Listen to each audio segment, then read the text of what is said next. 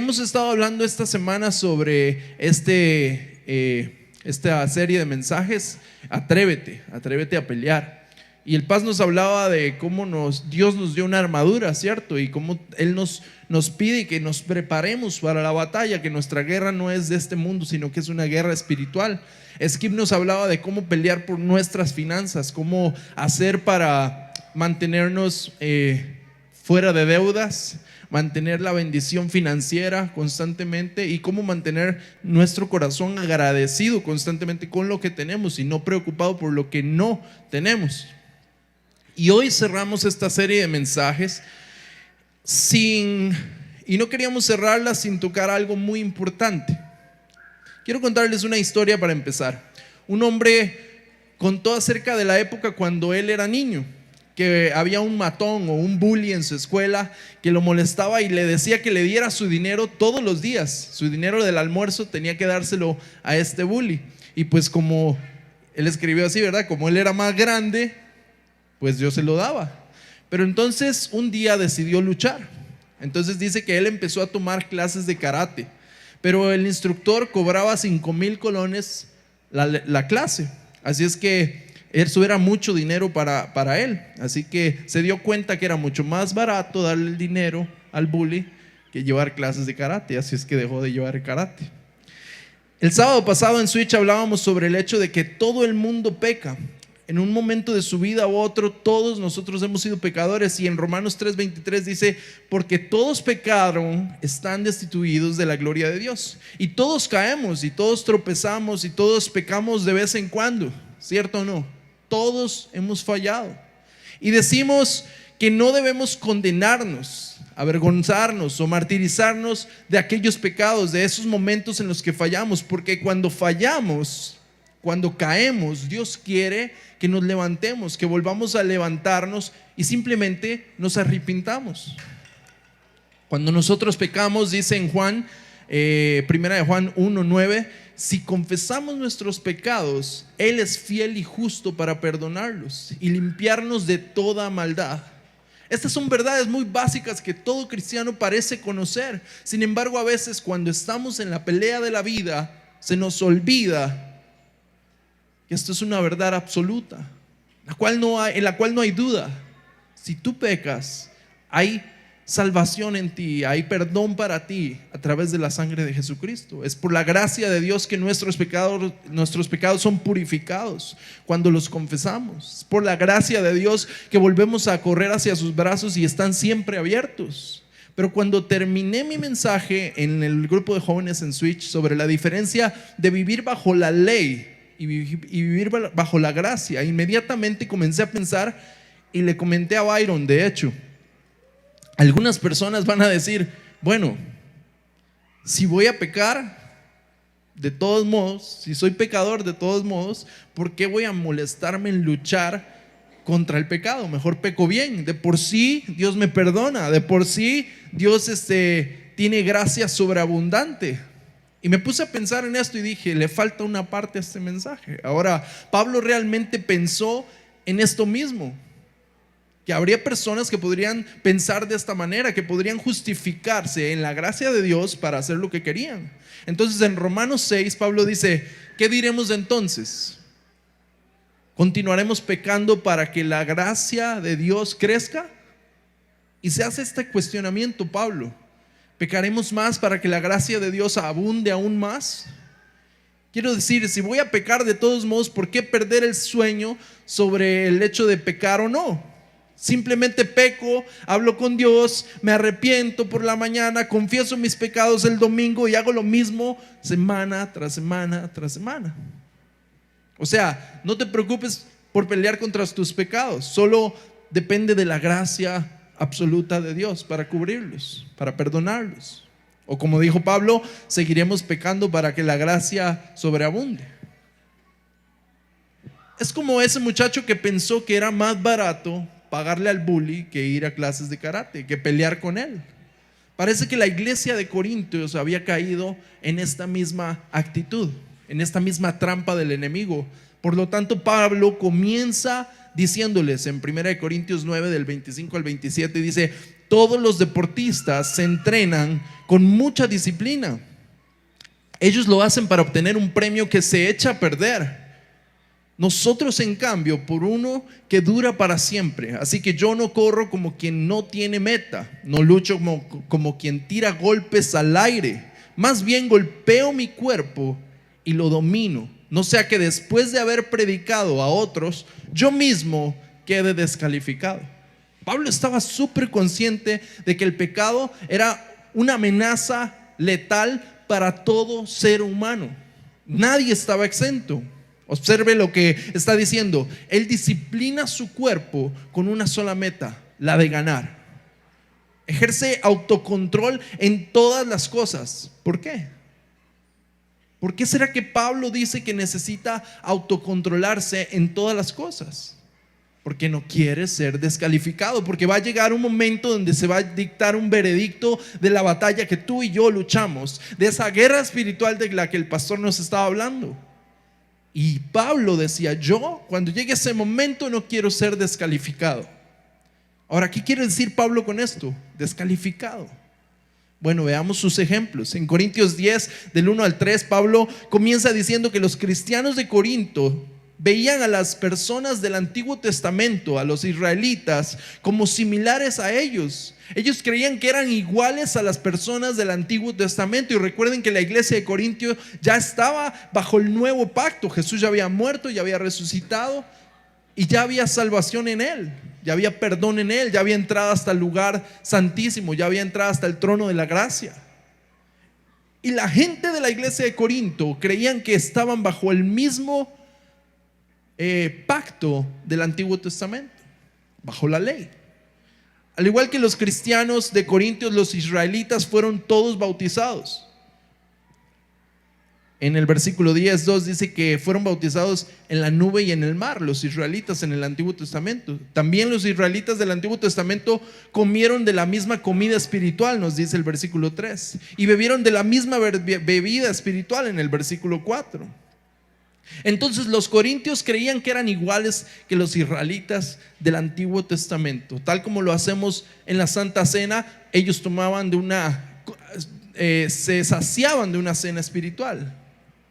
Aquí en esta mesa todos comemos la misma comida espiritual. Cada semana bebemos la misma bebida espiritual. Dios nos habla y nos llena y estamos constantemente en esa llenura del Espíritu. Y sin embargo, aquellos en el Antiguo Testamento que fueron bautizados y participaban de su propia forma de lo que se convertiría en la cena del Señor, terminaron creyendo que era más barato pagarle al matón que pelear contra él. Y los corintios estaban haciendo lo mismo.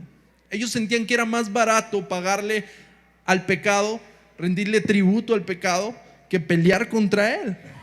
Y 1 Corintios 10, del 8 al 10 dice: no debemos tener relaciones sexuales prohibidas, como lo hicieron algunos de ellos. Por eso, en un solo día murieron 23,000. No tratemos de ver cuánto podemos pecar sin que Cristo nos castigue. Algunos del pueblo lo hicieron y murieron mordidos por serpientes. Tampoco debemos quejarnos como algunos de ellos lo hicieron, porque esto hizo que el ángel de la muerte los matara. ¿Se están dando cuenta? En otras palabras, cuando se trata de sí, es más barato pagarle al bully, pagarle al matón, que pelear contra él. Créanme, luchar contra el pecado es más barato. Porque si tú y yo no luchamos contra el pecado, si tú y yo no peleamos contra el pecado, el precio es muy alto. Tu alma tuvo un precio muy alto. Y cuando tú te rindes ante el pecado, tú estás diciendo: tu precio no fue suficiente, lo que tú pagaste no fue suficiente.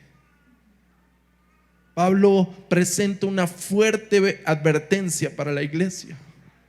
Todo eso le sucedió a nuestro pueblo, dice Pablo en el versículo 11, para darles una lección. Y quedó escrito en la Biblia, está hablando de lo que sucedió en el Antiguo Testamento, para que nos sirviera de enseñanza a todos los que vivimos en estos y en los últimos tiempos.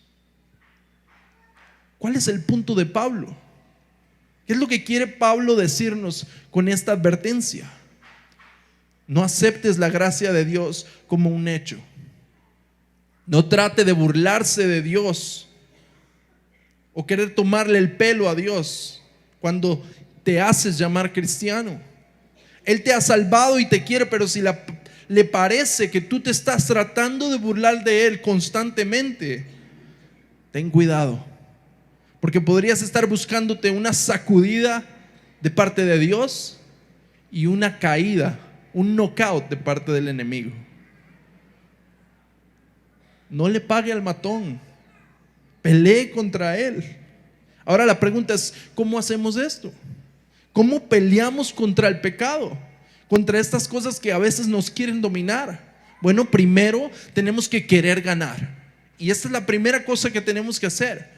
Uno de los líderes aquí en la iglesia una vez dijo una verdad que me pareció bastante interesante y real en muchos casos. Dijo que todo el mundo hace lo que quiere. Y es cierto. Si alguien quiere pecar o quiere ganar, eso es lo que van a hacer. Van a encontrar la forma para pecar. Si alguien quiere pecar, va a encontrar la forma para pecar. Si alguien quiere ganarle al pecado, va a encontrar la forma para ganarle al pecado. Si realmente no quieren pecar, encontrarán la manera de derrotar al enemigo. Pablo escribe, todos los que compiten en los juegos se entrenan estrictamente. Lo hacen para conseguir una corona que no durará. Pero nosotros lo hacemos para obtener una corona que durará para siempre. Ahora, si vas a ganar esa corona, tú tienes que luchar. Y como les dije, lo primero que tenemos que hacer es querer ganar. ¿Alguna vez se han topado con alguien que se ve que no quieren intentar luchar? Gente que anda por la vida derrotados, ya se rindieron, ya no pelean por su matrimonio, ya no pelean por sus hijos, ya no pelean por sus finanzas, ya no pelean por nada. Un día de estos, Adriel me preguntaba, ¿cómo es que alguien llega a ese punto? Cuando vimos a un señor pidiendo limosna en la calle y se veía que estaba así por su adicción y tenía todo su físico, estaba completo, no tenía ningún defecto, y Adriel me decía, ¿por qué no trabaja? ¿Cómo es que llegan a ese punto? ¿Sabes qué? Yo le decía a Adriel, ¿sabes qué? Esas son personas que ya se rindieron, que ya no pelean más, que le permitieron ganar tantos rounds al enemigo que ya en su mente están derrotados, y solo un milagro puede sacarlos de ahí. Si vas a ganar, tienes que querer ganar. Estaba investigando un poco de la UFC y la pelea de los hexágonos, ¿verdad? En esto de las artes marciales mixtas, y cuando nos pusimos a hacer esta serie de mensajes y ver algunos videos y todo, me encontré con una frase que dijo un luchador famoso de la UFC. Dice, tuve mi tercer pelea anoche. A pesar de que me rompí el brazo, al dar ese último golpe, gané por nocaut. Me disloqué el hombro y cuando sucedió yo caí mal sobre mi brazo y lo fracturé, así como 2 dedos de la mano. Pero el dolor no significó nada, porque ahora mi récord es de 2-1. Después de 2 derrotas, en esta pelea aprendí cómo ganar y seguiré ganando. Qué chido, ¿eh? Ahora, obviamente este tipo va a ganar peleas, y de hecho lo hizo. Continuó con un récord imbatible de ahí en adelante en su carrera. ¿Y sabes por qué va a ganar peleas? Debido a que se rompió el brazo, se rompió 2 dedos y se dislocó el hombro. Pero eso no es la clave, sino que todavía para ganar por nocaut, él ignoró el dolor. Ganó porque el dolor no significó nada. Solo un pensamiento, un objetivo ocupaba en su mente: ganar, ganar. Y cuando tú quieres ganarle al pecado, esa es la actitud que tienes que tener. Te va a doler. De vez en cuando te va a dar unas buenas revolcadas. Pero tú tienes que decir, esto no significa nada, porque yo tengo que ganar. Yo voy a dar el último golpe y voy a ganar esta pelea. Y si el hexágono es la vida y el oponente es el pecado, La forma de ganar es querer ganar. No hay excusas. La Biblia dice que Dios no ha puesto ninguna prueba en nuestra vida que no podamos superar. Así es que si tú estás siendo tentado con algún área específica de pecado en tu vida, tú puedes superarlo. Tú puedes superarlo. La segunda cosa que tenemos que hacer para pelear en contra del pecado es que tienes que entrenar correctamente para la pelea. Tú tienes que entrenarte. Pablo dijo que los israelitas se sentaron a comer y beber y participar en fiestas paganas. Eso no es manera de que el pueblo de Dios se comporte, se entrene para luchar contra el pecado, por favor. Estos israelitas tenían una relación con Dios directa. Ellos eran el pueblo de Dios, ellos adoraban a Dios cada semana, ellos le ofrecieron sacrificios constantemente y cantaban alabanzas a su nombre, pero luego se fueron a casa y se sentaron y se dedicaron a pecar, se dedicaron a actuar como paganos. Y esto suena muy parecido a muchas personas de nuestros tiempos. Hacen todas las cosas religiosas que creen que les dan salvación y se olvidan de lo más importante: tener una relación con Dios que los obligue a hacer solo lo que le agrada a Él. Ellos intentaron vivir en ambos mundos. Los israelitas querían la bendición de Dios, pero el deleite de la carne al vivir en el paganismo. Ellos harían sus cosas de Dios los fines de semana o 2 veces por semana, pero luego el resto de la semana vivirían como paganos, como gente que no conocía de Dios. Se involucraron en inmoralidad sexual. ¿Eso es algo bueno? Claro que no. Se involucraron en idolatría. ¿Creen que esto es bueno? Le dieron el lugar de Dios a otros dioses, a otras cosas en su vida. Y entonces dice que además se dedicaron a quejarse. Y esto es vacilón, porque uno dice: ¿en serio? ¿Cómo se van a quejar? Eran el pueblo escogido de Dios. Se les había olvidado todo lo que Dios había hecho por ellos, lo que aún estaba haciendo. ¿Quién no se desearía que comida cayera del cielo? ¿Quién no se desearía que Dios abriera el mar cuando nuestros enemigos nos persiguen y todos fueran derrotados así de sencillo? ¿Quién no se desearía que una columna de fuego nos guiara o una nube? ¿Quién no quisiera que Dios nos hablara directamente? Y aún así se quejaban. Constantemente estaban hallando cosas para quejarse. Y uno dice: bueno, ¿qué pasa? Y 1 Corintios 10:10 nos dice que no nos quejemos, como algunos lo hicieron y fueron asesinados por el ángel destructor. Y uno dice: bueno, qué vacilón que esto venga después de que habla de la inmoralidad sexual y del paganismo y de la idolatría, y después de último dice: y de quejarse, porque esto hizo que el ángel de la muerte descendiera y asesinara a todos. ¿Quejarse será tan grave? ¿Y cuántos nos quejamos, verdad? Todas las semanas encontramos algo para quejarnos. Por lo general, cuando pensamos en los pecados, el quejarnos no es uno de los que ocupan los primeros lugares en nuestra lista. Quejarnos ni siquiera lo consideramos un pecado. Y esto es lo que Dios condenó en Israel. Estas personas se quejaban todo el tiempo, constantemente. ¿Alguna vez has conocido a alguien que se queja todo el tiempo? Y la mujer dice: mi marido. Y el marido dice: mi suegra. ¿Verdad? Seguro que sí. Y capaz hasta eres tú mismo. Pero ¿sabes qué? Este es el problema. Y quiero que seamos muy honestos con nosotros mismos. Si tú te quejas, eres un mal agradecido. Si no eres agradecido, es imposible que alabes a Dios. Si no alabas a Dios, no le amas. Y si no le amas, harás lo que le desagrada a Él. Y si haces lo que le desagrada a Dios, Él se convierte en tu enemigo. Porque el que es amigo del mundo es enemigo de Dios. Y si te alejas de Él, no podrás vivir. ¿Ven la gravedad de lo que es quejarse? Lo opuesto a quejarnos es alabarle, darle gracias. Y cuando nosotros le damos gracias a Dios, empezamos a experimentar que podemos adorarle. Y al adorarle nos enamoramos de Él. Y todo lo opuesto sucede.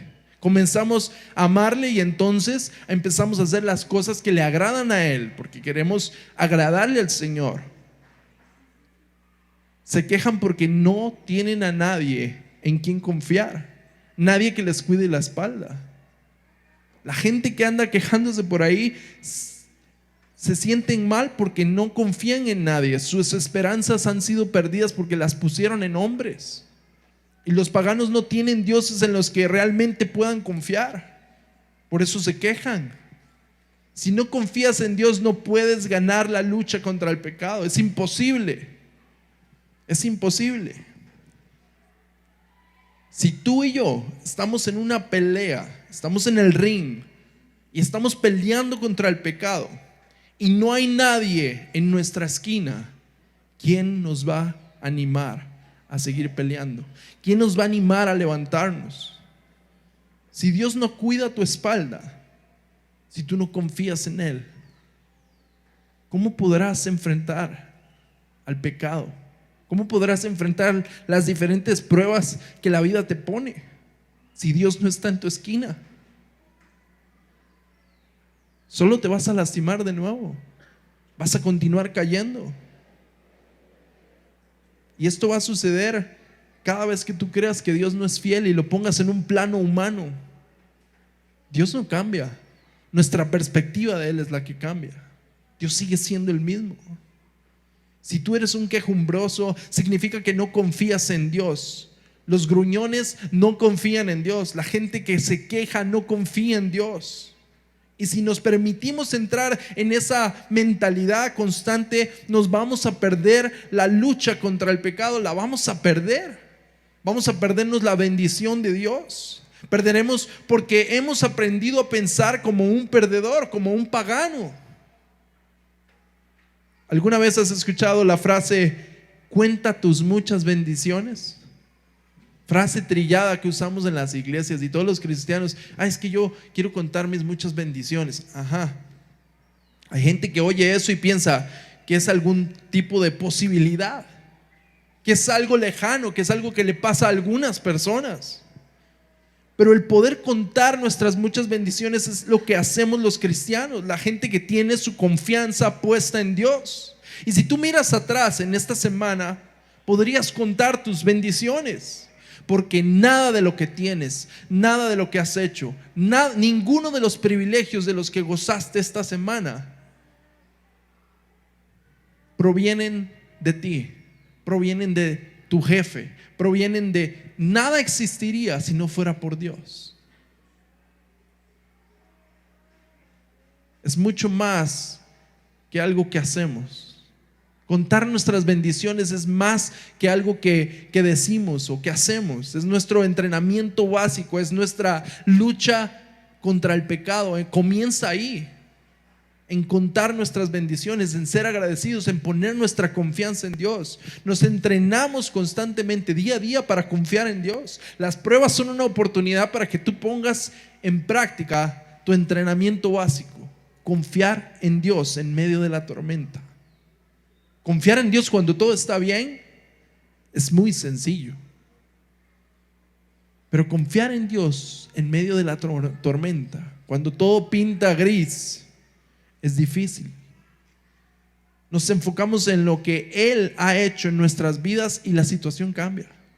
Nuestra perspectiva de las cosas cambia cuando nuestro enfoque es Cristo. Ya el dolor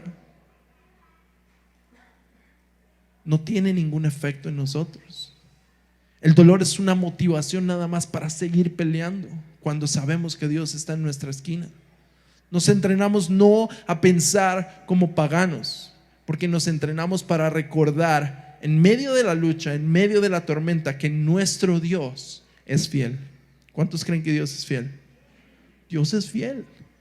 Y si por un solo segundo tú comienzas a olvidar esto, recuérdatelo. Mírate al espejo y di: Dios es fiel. Mi Dios es fiel. Cuando empieces a perder la fe, di: mi Dios es fiel. Cuando la lucha venga, la batalla venga, cuando las pruebas vengan, di: mi Dios es fiel. Eso es lo que Pablo está hablando cuando escribe. En 1 Corintios 10:13 dice: ustedes no han pasado por ninguna tentación que otros no hayan tenido, y pueden confiar en Dios, pues Él no va a permitir que sufran más tentaciones de las que pueden soportar. Además, cuando vengan las tentaciones, Dios mismo les mostrará cómo vencerlas, y así podrán resistir al diablo. Así es que número 3, para ganar la pelea no debes bajar la guardia. Y esto es importantísimo. Porque tú puedes querer ganar la batalla, puedes entrenar todo lo que quieras, pero si llegas al ring y te estás enfrentando a la prueba, si te estás enfrentando al pecado y bajas la guardia, te van a meter espere para buscar una palabra que no sea fea, un golpe muy fuerte. Es que a veces se me quiere salir lo mexicano. En cualquier pelea el oponente está buscando una apertura. Ustedes ven cualquier pelea de boxeo profesional o UFC, no sé, y siempre están buscando que el oponente baje la guardia. Y cuando apenas baja la guardia, por ahí le entra a los ataques. Está buscando un lugar donde tengas la guardia baja. Está buscando tu punto débil, tu punto vulnerable, donde tus defensas están bajas. Ahí es donde el enemigo va a atacarte. Él no va a tener piedad de ti. Pablo escribe: así que si crees que estás firme, ten cuidado de no caer. Y esa es una advertencia para todos. Muy a menudo los cristianos se confían tanto en el hecho de que van a la iglesia que bajan la guardia. Vienen a la iglesia el domingo y aunque algunos llegan tarde, adoran a medias, diezman y ofrendan sobros, y cuando Dios habla se duermen, creen que porque sacan 2 horas por semana, o tal vez 1 hora porque llegan tarde, ¿verdad? Para venir a la iglesia son inmunes a los ataques del enemigo, y eso no es así. Eso no es así. Y cuando lo hacen, cuando piensan y bajan la guardia, es cuando el enemigo ataca. Y por eso es que hay tanta gente que son tan inconstantes y tan inestables en su vida cristiana, que los ve uno un día así, ¿verdad? Como si estuvieran a otro nivel espiritual, y otro día, porque están constantemente bajando la guardia y creen que nuestra vida cristiana, nuestro entrenamiento cristiano, nuestra lucha contra el pecado es algo de domingo, y no lo es. No lo es algo constante. ¿Cuántos líderes, cuántos pastores, cuántos líderes de adoración en la historia de la iglesia cristiana hemos visto caer?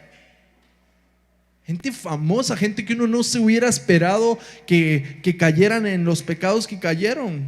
En tantas iglesias hay gente que baja la guardia, gente que tal vez uno admiraba o veía en televisión, gente que parecía estar a un nivel espiritual mucho más alto. Y uno dice: ¿por qué? ¿Por qué se dejaron que esto ocurriera? ¿Por qué dejaron que llegara hasta ese punto? ¿Por qué se atrevieron a perder su ministerio, su familia, su dinero, su credibilidad, sus iglesias por el dinero, por una noche de adulterio, por el orgullo? ¿Por qué dejaron que llegara a ese punto? Muy simple: ellos bajaron la guardia. Y cuando bajaron la guardia y pensaron: nunca esto me va a pasar a mí, ahí los atrapó el pecado. No tomaron la pelea en serio.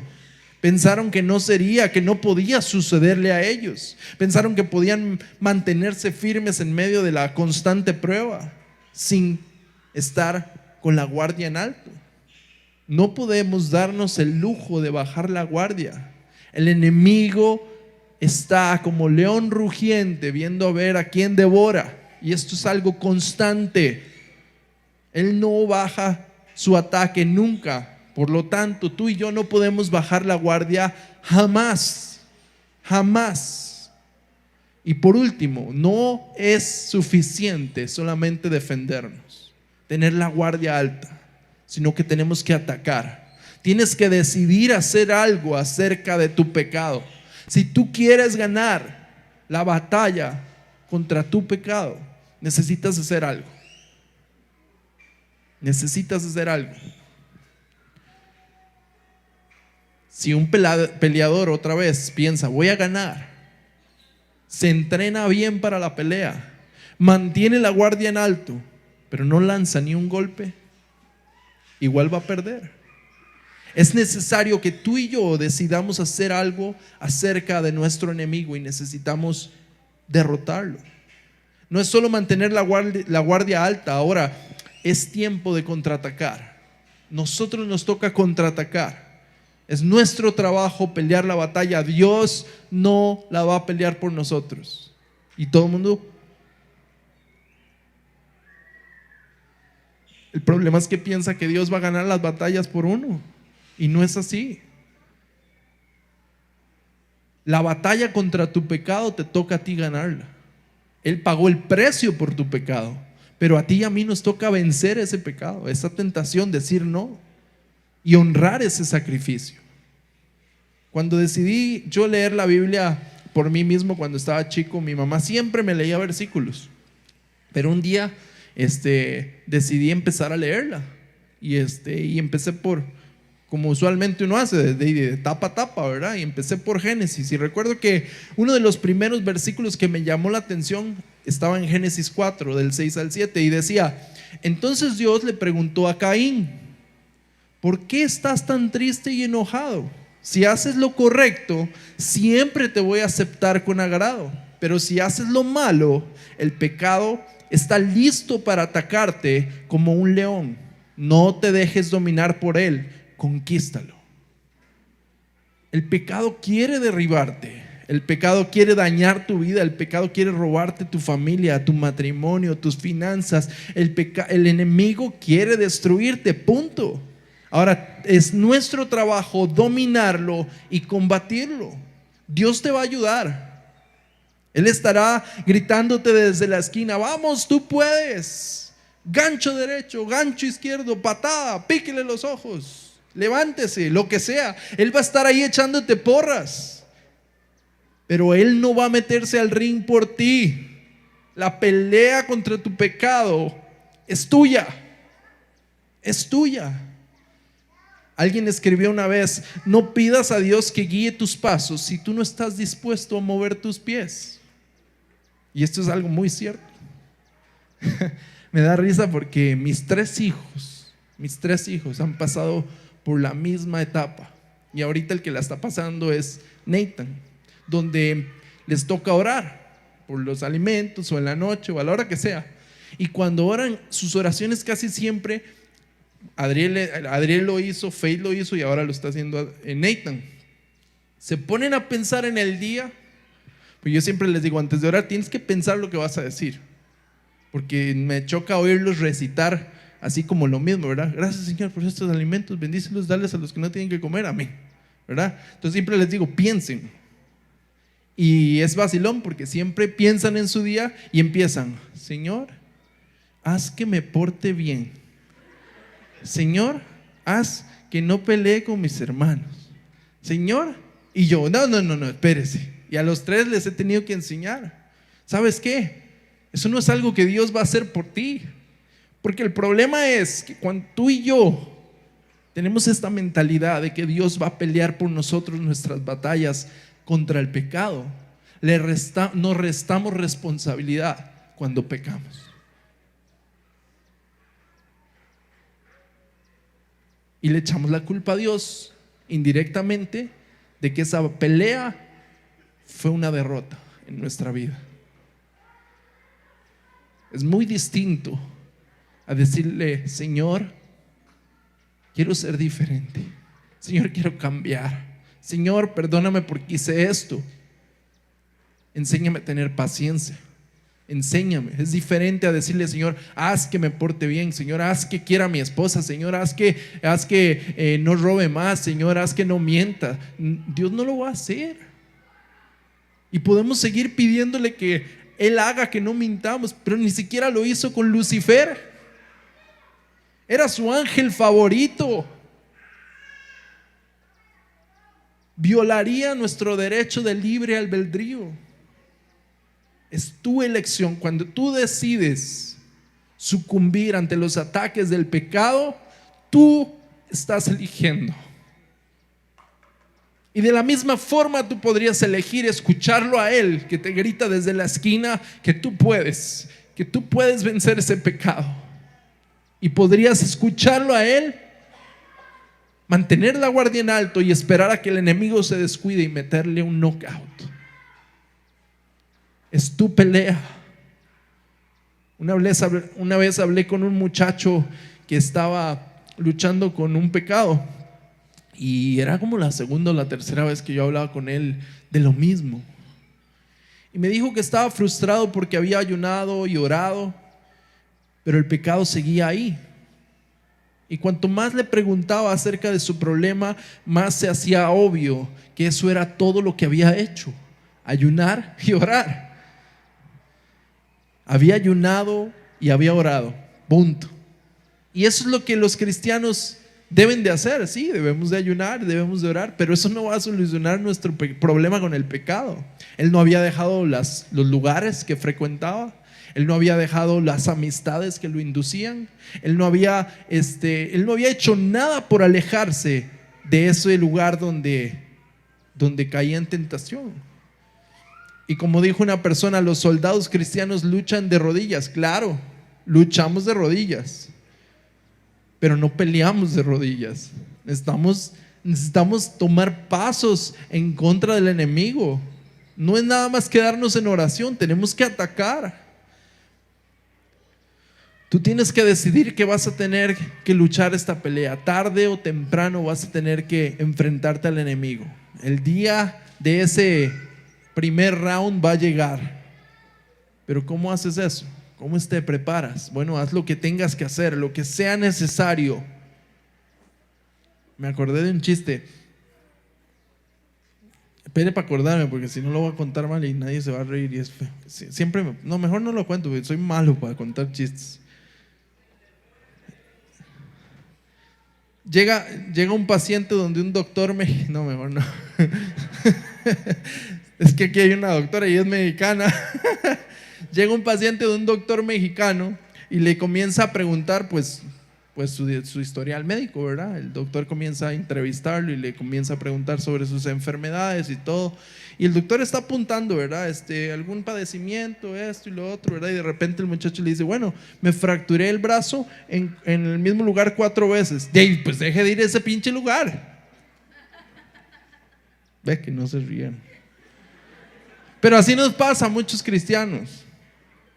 Sabemos que donde vamos, las cosas que hacemos, los sitios web que visitamos, sabemos que las personas con las que nos juntamos, las cosas que decimos, la forma en la que reaccionamos nos van a inducir al pecado, y seguimos metiéndonos en la boca del lobo. Siempre, constantemente volvemos a regresar a los mismos lugares, a las mismas amistades, a las mismas personas, las mismas situaciones que constantemente nos ponen en riesgo nuestra santidad.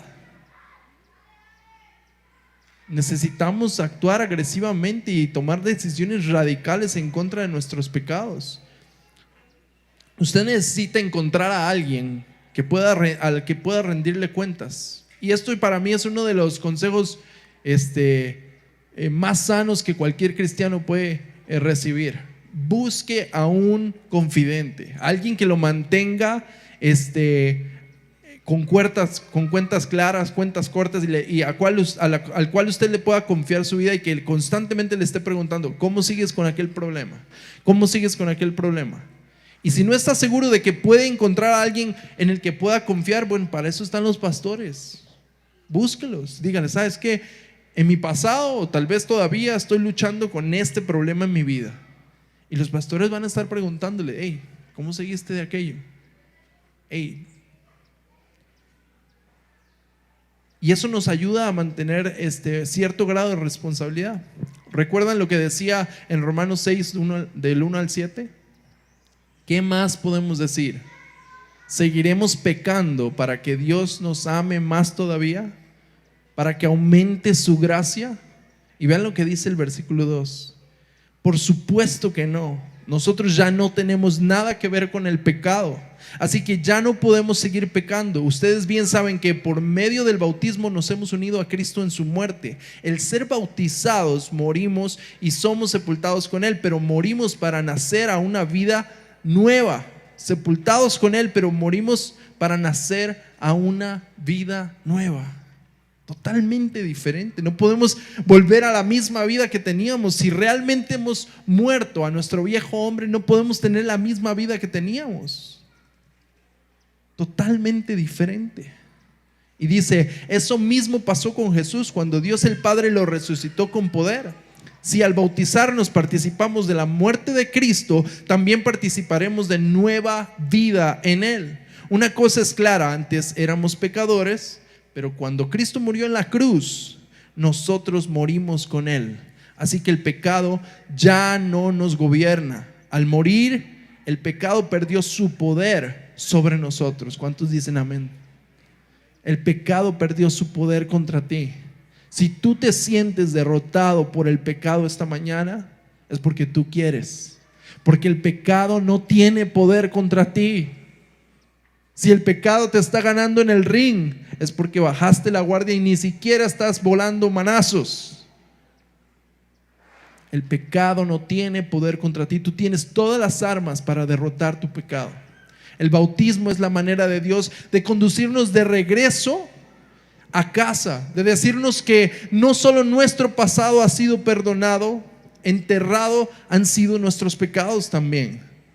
Fuimos muertos por la sangre de Cristo, sino también esto nos afirma el hecho de que una vez que se convirtió al cristianismo, también tu pecado ha sido enterrado y tú obtienes nueva vida, eres nueva criatura.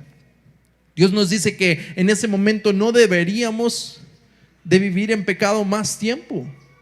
Tendríamos que tener una naturaleza totalmente distinta. Tenemos que estar tan muertos al pecado como un cadáver a un ataúd.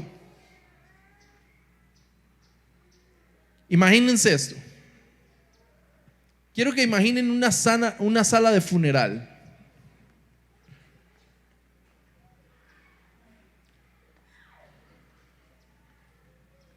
Y digamos que ahí hay un ataúd en el frente de la sala del funeral.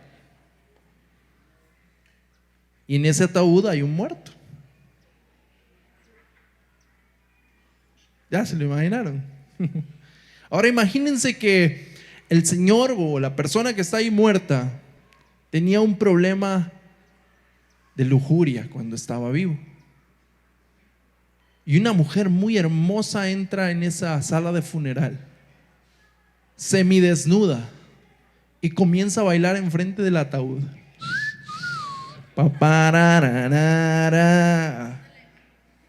Fue tentado el señor que estaba ahí en el ataúd. ¿Por qué? Porque está muerto. Ahora imagínense que tenía problemas de adicción, que tenía problemas con las drogas, con el alcohol, con el whisky, con lo que sea. Y digamos que llega alguien a la sala de funeral y se acerca al ataúd y le dice: compayito, ¿por qué te me fuiste, compayito?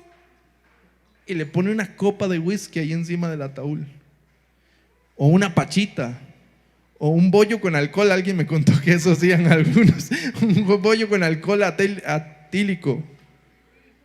¿Ustedes creen que le hace algún efecto al pobre señor este? Que se lo va a tomar. ¿Por qué?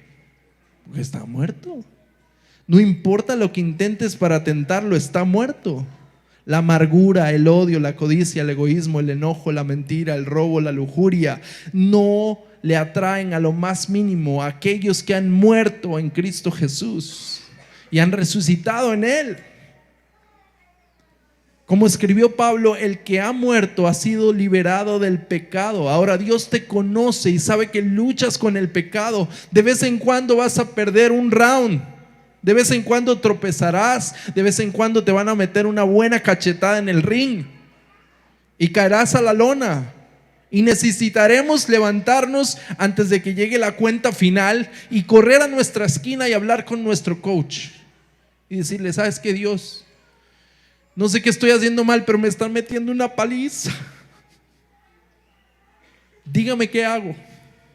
Y necesitamos regresar al ring y seguir al pie de la letra los consejos de nuestro entrenador y seguir peleando la batalla.